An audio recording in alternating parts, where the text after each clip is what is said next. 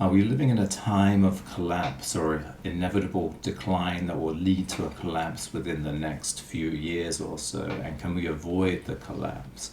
Well, the person responsible for founding more or less the modern state of Dubai, Sheikh Rashid ibn Said Al Maktoum, has an interesting comment and an interesting take on the cycles of civilization, part of which you'll definitely be familiar with.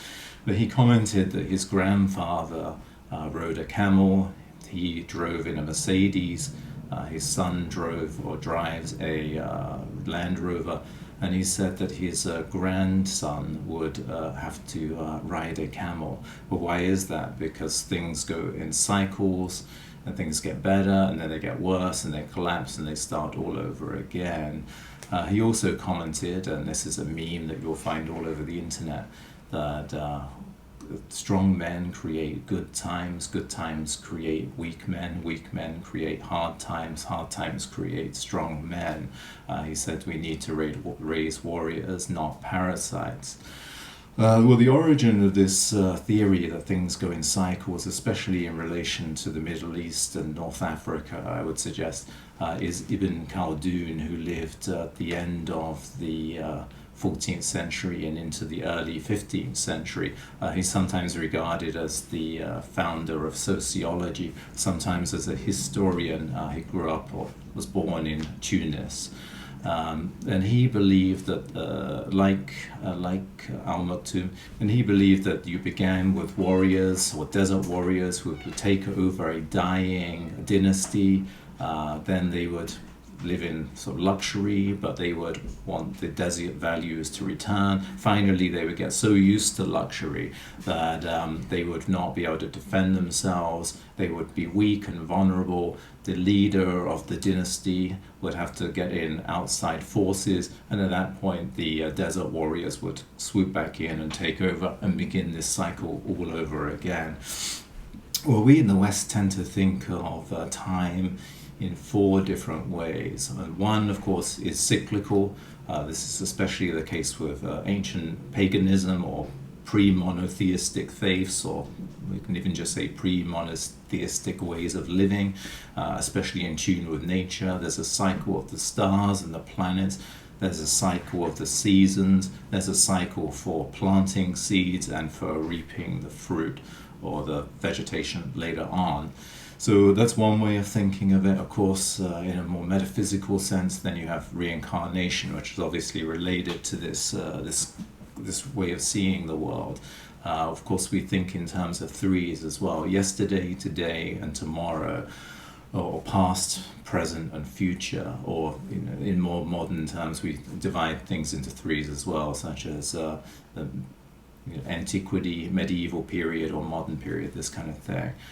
And then, of course, we believe in infinite growth. So we find this in economics, and we find this in quote-unquote progressive politics, where at the end of everything, it's just going to be sort of more and more utopia if we can just bring in enough laws to silence the people who have other opinions, and that will just keep going better and better. And any sort of any kind of tragedy or trouble or problems or collapse is just some sort of hangover from whatever was going on before the upward swing.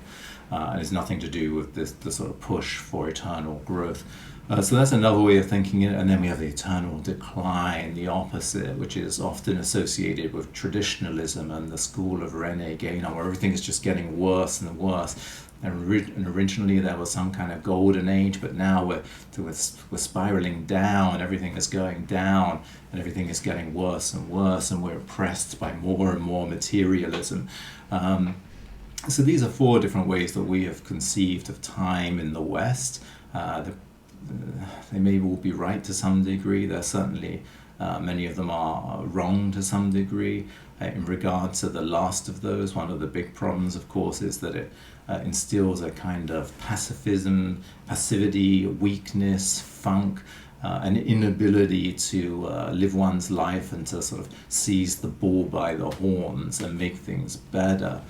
Perhaps the most popular and important theory relating to the cycles, of course, which is actually also a part of traditionalism as well, this belief in cyclical time, is what's called the fourth turning, which a couple of American academics articulated a few decades ago, and has become very popular over the last few years. And accordingly, we are in the fourth turning. It's all about to collapse. There are 4 different stages to this theory. I think one of the problems with the theory is that on the surface, it looks very convincing. You can definitely see that there are points along the way, such as cultural division and whatever else might be have to be pinpointed at certain points. But the problem is our society is so complicated that you have to really cherry pick the data and leave a lot out. So in stages of optimism, for example, there might be protests against nuclear weapons and the belief that we're all going to die, and it shouldn't really fit there, but it does. Or in a stage where there should be peace, there's a war or something like this. So it doesn't really work unless you kind of cherry pick everything, in my humble opinion. Especially if we take Western civilization as a whole, of course, because let's say after World War II, Western Europe was completely decimated. Entire streets were completely wiped out, if not entire villages and cities were just flattened and were just rubble. While America was in boom time, it was economically booming, partly because there was just no other competition in the world left, really. They all destroyed each other. Think of Dresden in Germany, or streets in Britain just absolutely flattened, and people went back from war and their houses were missing and their streets were missing. So that's not really a great environment for economic wealth or prosperity. But at the same time, Western Europe and the Western world, or the Anglosphere and America, all seem to be roughly in the same point, if not exactly the same point. So it's curious that you could go through these different stages and they all look totally different, and somehow they work out. This should not really be part of the theory. It doesn't really work with the theory. And there is always a point when things can be turned around, and that point is always now. To take Great Britain, where I grew up, for example, during the 1970s, it was widely believed, especially among the country's ruling quote-unquote elite, that Britain was heading for a second world status, bearing in mind that less than a century before it effectively governed a third of the planet. At that point, it was heading for second world status, and say blackouts, electric blackouts were frequent. I think you could only use electric a few days a week in some cases. The trash collectors, or bin men as they were probably called then, were on strike. The fire brigade was on strike. So there would be more trash piling up, then there would be more fires, and then you had to have army fire patrols come out as well. So you had green fire trucks from the army.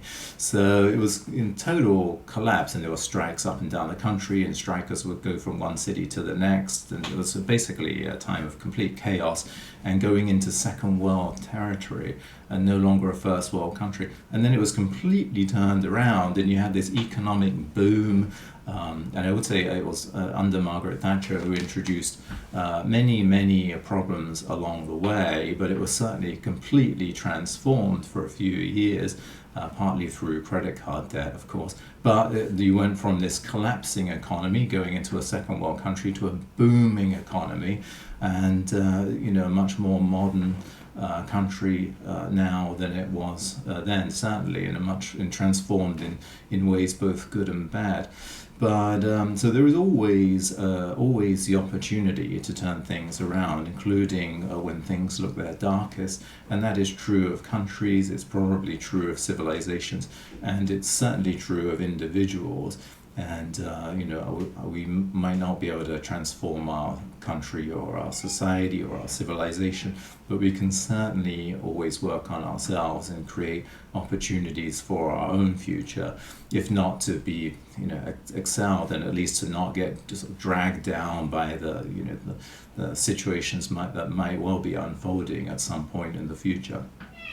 Well, that's it for now. You can check out my website, chaostransform.com, or my personal website, angelmillar.com. I'll link below. Thanks very much.